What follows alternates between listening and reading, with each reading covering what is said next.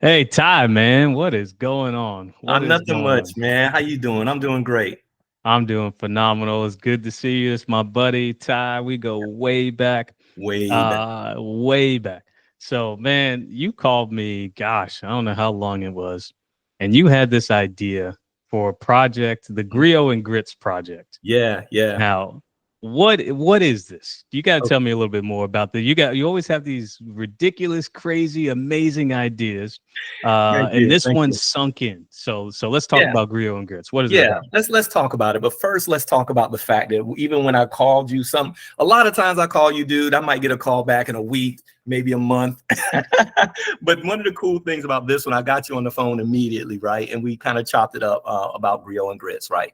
So the Griot and Grits, man, is my effort uh, to be a griot. Like a griot was a historian in the West African villages charged with keeping the histories of not just that village, but all the villages in the area. And they Mhm. would pass the histories down generation to generation. So I started out by doing a podcast, right? And I wanted to come up with a really cool name. And I was like, hey, maybe if I doubled up the G's and griot and all that kind of stuff. So I came up with Griot and Grits. So it's like a And I love me southern, some grits. hey man, you're not a grits with sugar person, are you? Because if you are, No, okay, cool. no. But anyway, hey, I was gonna you have to keep going. slam the laptop. Yeah, but Griot and Grits started out being a podcast to kind of teach people to be griots for their own families, right? To put together family histories and for us to be able to store them orally. Because I believe, oral histories carry a much greater weight and a much greater depth than just written stuff. Because if you're able to hear your forebears' voices telling stories and things like, I just think it carries more weight. Um, and I just was wanting to do that because, well, let me give you the genesis of the idea. Actually, there's a Yeah. How did? genesis. Yeah, let's go into that. Let's go Yeah. into how you came about. Were you sitting at the dining table? Were you, go? You did you go to West Africa and have a vision? Like how did this all come about? Nah, dude, it's actually much simpler and much more tame than any of that stuff you just said, trip to Africa. But it started out, man, honestly, the very first kernel of it was when my brother passed away years ago. Oh, And I sorry to found hear it, that. oh yeah, dude, if you live long enough, it's gonna happen, right? So I remember I had a difficulty deleting his old voicemails in my phone. And it Mm, was an internal debate. I'm like, man, do I delete them to move on, or am I supposed to keep them? Those kind of things. So that's where the very beginning started. And then about 2 years ago, so I had it in the back of my mind all these years. Then about 2 years ago, when my mother passed away, the thought was still there. But I remember talking to one of her cousins, and her cousin said, Tyrone, when I'm gone, the family history is going to die with me, because she's like one of the last ones mm, of that generation. wow, So it kind wow, of that's kicked me in. powerful. Yeah, it just kind of kicked me into high gear, man. I have to have a means of preserving not just my history, but I want to build something that allows everybody to kind of save their history. So I think the name you gave it at one time was like the Black Library of Congress, right? Yeah, exactly. And it's interesting you say that because I had a couple of deaths in the family recently as well. And it was so I was so fortunate. My grandfather passed away a few months ago. I was Sorry. so fortunate that like 5 years ago, I recorded him talking about his life, and we were joking around like he fought in the Korean. Well, he was in the military during the Korean War. Actually, served overseas in Korea, and he got through the war perfectly unscathed. Got Mhm. back to Brooklyn, was shot twice and stabbed in Brooklyn. Brooklyn. Yeah, Brooklyn.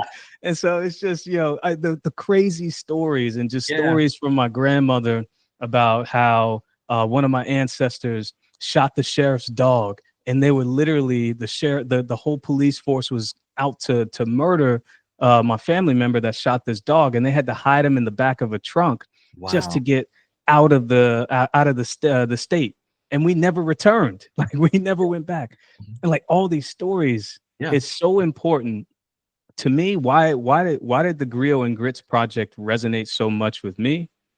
It was because I started thinking about all of the interesting stories. Like we've always left our story, our people's story, to be told by someone else. Absolutely.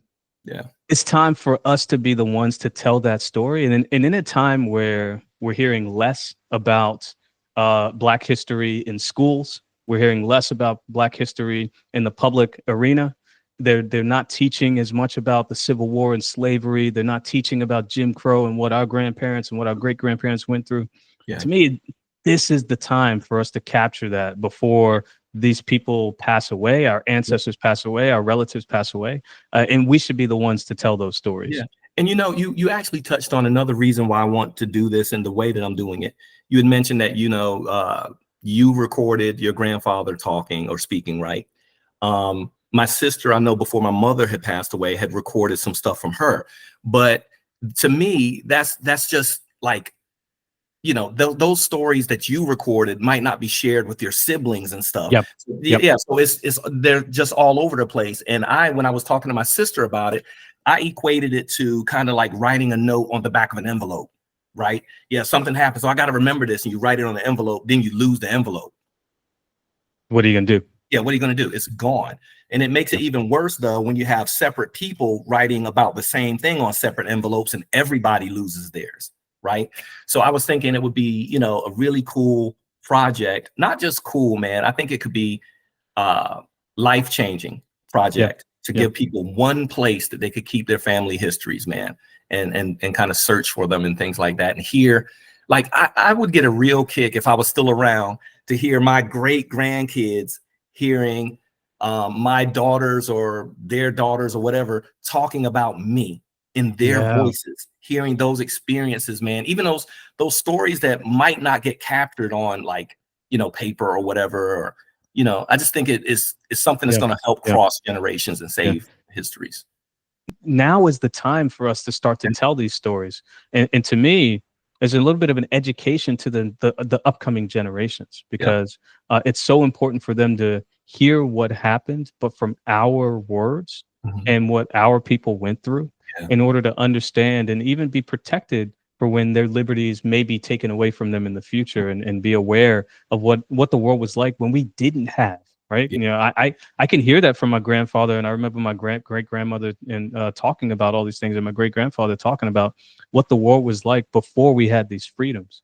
So I love what the idea that you came up with. Thank you. Griot and Grits being that place that we collect these stories told from our mouths, and be able to just tell a different perspective and our perspective about what happened. So what do you think it would be the legacy of something like this? Where do we go? How does it get used in the future? So I think part of the legacy is back to that centralized location of all of this stuff, right? So like my sister actually said that she recorded my mother before she passed away. I still haven't heard it. It's been like 2 years ago. Wow. And what happens if something happens to my sister's, whatever she used to record it? I'm assuming on her phone, right? So all of that information is lost. So I think the legacy of this is we're taking that concept of the little notes left here and there in disparate areas all over the world, all over the place, bringing them into one place. And I think part of the legacy, and you mentioned education, I think what we're doing is we're providing an education against miseducation. Oh man, I love that. Thank you. Absolutely love that. It just popped into my head. Like, no, that's fantastic. And do tell, like, what do you mean by that? Yeah, because like a lot of things, like if you look at the media now, there's a media, like conventional media, news outlets, social media. There's so much miseducation out there that there aren't really any trusted sources anymore. And what source do you trust more than the words coming right out of your forebears' mouths? Your fathers, your grandfathers, your mothers, your grandmothers, all those kind of things. So I think we're going to build a source of information that is going to be trustworthy because it comes from somebody you care about and that care about you. I love that. And what resonates with me, and I think about all the stories that my family has told me, and inevitably you probably have this experience. I then go tell someone else that story, and then like, oh, I didn't hear that. I never heard that one before. All the time. And so I remember my grandmother, she grew up in Virginia, and she was telling me the story, of an event that happened. I think it was like back in the 1910s or something. I actually have the news article about it. My family just, the kids and, they'd all packed up and they went to just go watch a movie. And there was about 80 blacks in this theater. So it really wasn't a theater. It was like in the back of a store that they used to watch the films. And the film caught fire, and not everyone could get out in time. And something like 80 people perished in that fire. But it was a huge event back then. It was all in the news. And so, just hearing that story and then talking to my other relatives, they hadn't heard that. And they were like, hey, can you, I didn't hear that before. And I was sending them the article. Yeah. How cool would it be to just be able to look something up in Griot and Grits about the family history and hear my grandmother tell that story? Oh man, it would be. And then, and so where I focus, I do a lot of work with AI, and so some of the things we talked about is how can we augment that experience using AI? So how cool would it be hearing my grandmother talk about it, but then also enriching her story with the actual news article and providing more information about what happened during that fire and the circumstances and why celluloid would catch fire. And just for people Mhm. who are so far removed from, how many times do your kids actually go to a movie theater, right? And not only that, how many times do they go to a movie theater where it's no longer digital, but it's actually 35 millimeter or something like that? It hardly ever happens anymore.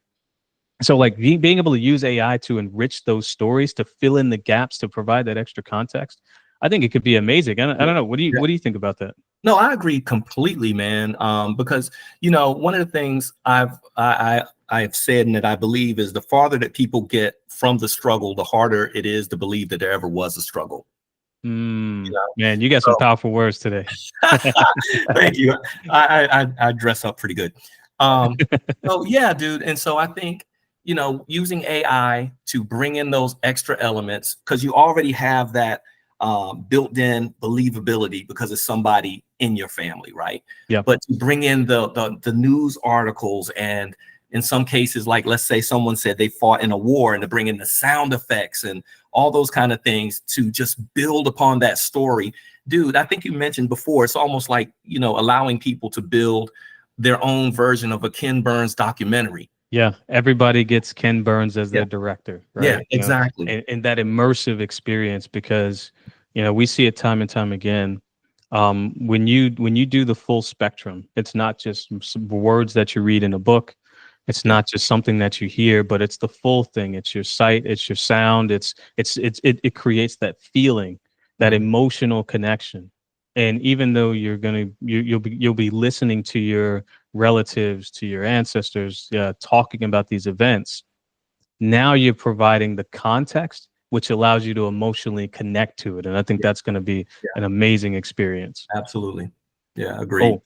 Yeah. So I'm excited about this. Another brainchild from Ty. This one, I am fully on board with. I think this Thanks, is man. so needed in today's day, today's time period where we're starting to see, like you said, so much misinformation. I'm excited for what this will do for our culture. I'm Yeah, excited what it's going to do for us to connect, to reconnect with our elders. mhm, I think it's going to be amazing. So, yeah. Griot and Grits, excited to start on this with you, man. I appreciate you inviting me along for the ride. Thank you, my Let's go friend. do it, man. Yeah, I would not rather have, I would rather, there's nobody I'd rather have in this battle than you. Yeah, for See, sure, man. I Let's got my go do words it. twisted all up that time. Yeah, yeah. Oh man, let's go do this thing. Yes, man. Let's do it, All man. right. Take it easy, man.